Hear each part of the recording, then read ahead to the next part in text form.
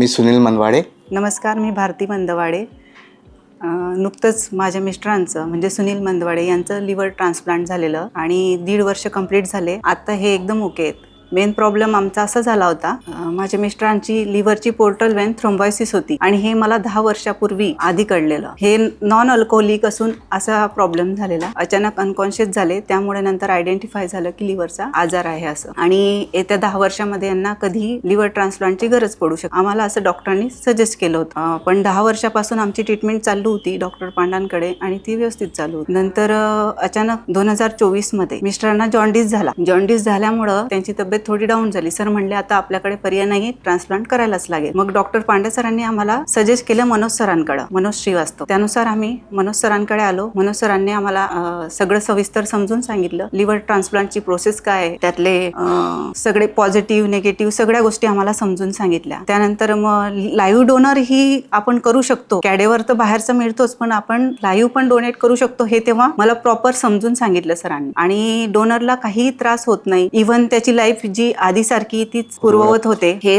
व्यवस्थित समजून सांगितल्यामुळं माझा अजून कॉन्फिडन्स वाढला. आणि त्यानंतर आम्ही सुरुवातीला सिबलिंग मध्ये ट्राय करायचं म्हणून यांच्या भावाचा आधी ट्राय केलं, पण त्यांचं फॅटी लिव्हर असल्यामुळे ते रिजेक्शन झालं. त्यानंतर मी स्वतः सरांना म्हटले मी तयार आहे लिव्हर डोनेट करायला. त्यानंतर माझ्याही काही टेस्ट झाल्या. लकीली माझ्या टेस्ट मॅच झाल्या आणि मी लिव्हर ट्रान्सप्लांट साठी योग्य आहे लिव्हर डोनेट करण्यासाठी हे सिद्ध झालं. त्यानंतर मग काही प्रोसेस असतात लिगली, त्या प्रॉपर केल्या. त्यानंतर सर्जरी झाली.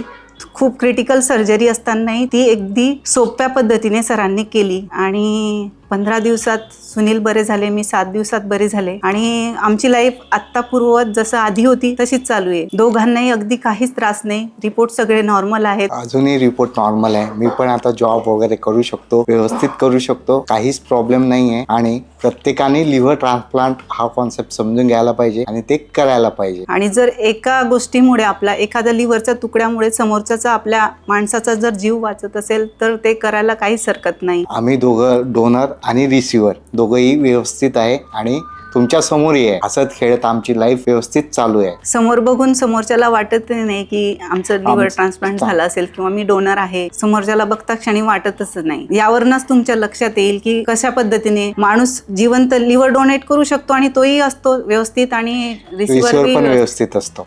Okay, thank you.